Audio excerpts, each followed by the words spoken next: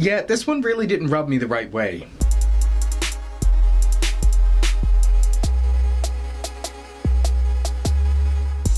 What's going on, YouTube? Welcome to We Sibs, West Coast, East Coast siblings. Today we're talking about the 3 big takeaways from episode 6 of Cursed on Netflix, starring Catherine Langford. Now, as I said, I wasn't really feeling this episode, and it's mostly to do with the fact that they seem to now be tarnishing even Nim's character. Like, she was very self-righteous in this episode. The episode centered around the final meeting of Nim and Merlin. We'll talk about it more in detail, but first hit the subscribe button and click the bell so you don't miss a single episode as we cover the entire series. Starting off with big takeaway number 1, obviously the meeting between Nimue and Merlin. Nim's father is Merlin, and I really feel like Nim has had real purpose and real drive this entire show, fulfilling the dying wishes of her mother to get the sword to Merlin. She wouldn't listen to anybody when they were saying, that's not the best guy, you don't really want to give the sword. She wouldn't hear any of it. But the second that Merlin starts to show her some things that she doesn't like, all of a sudden, her mother's best wishes, her dying wish, that doesn't mean anything, because now she feels differently about it. Which just leads me to think, was it ever really about fulfilling your mother's dying wishes no matter what? Or was it really about what you were okay with? For instance, both Merlin and Lenore have been around longer than Nimue's ever been alive. They understand this magic and all of these things much more than she does, and she was willing to trust her mother so far. But as soon as things didn't look so right to her, I'm speaking in particular about the part where she sees Merlin in a past life executing, slaughtering all these people. Horrible thing.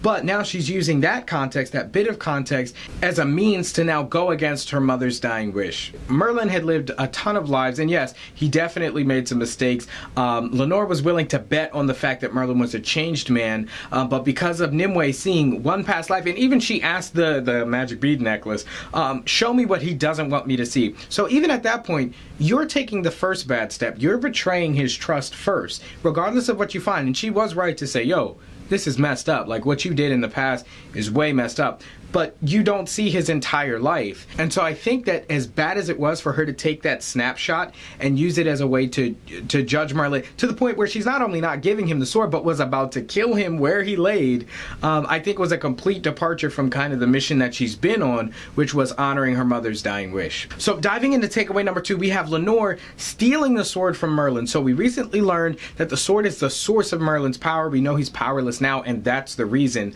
that he is without power currently.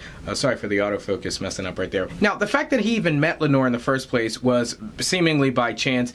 He was in a lot of pain, and Lenore did the right thing, assumingly, in taking the sword out, even though he said, don't touch me, leave me alone, I'm okay. She takes the sword out, then she takes it upon herself to hide the sword from him. Then he falls in love with her. They both fall in love seemingly, and she decides not to give him the sword back, okay? In order for him to be in right standing with her, he doesn't exact violence on her or fight her for the sword or anything because he cares about her. And then she basically dumps him. You don't get the sword, and you don't get my love. She says her famous line from the episode, let this be the last time I see your face, if you really love me.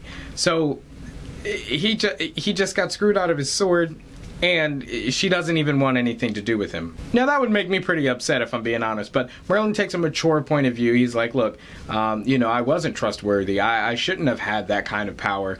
And then later on when Nim meets him, he's like, okay, now, your mother made a bet that I would be a better man, and I am. Then everything went down with the Pendragon soldiers following Merlin. He should have watched his 6 better. And then, from there, everything goes to heck in a handbasket. So yeah, those 2 takeaways are very similar, kind of just dealing with how they're setting up morality in this show and right and wrong, and it really seems to just be whatever flavor of the day anybody's feeling. If they have a conviction, then that gives them the right to steal, to kill, to do whatever. So it's kind of tipsy-turvy. Let me know what you think in the comments. But from there, I want to move into big takeaway number 3, which is where the episode leaves us, and that is Nimue being chased by the Pendragon soldiers. They're after her. They don't want to kill her, apparently. They just want the sword. It seems like they would just kill her. But maybe there's something to having the wolf blood witch in their possession. So yeah, they're being chased. Merlin is now in custody, and Arthur has his little squire who's about to,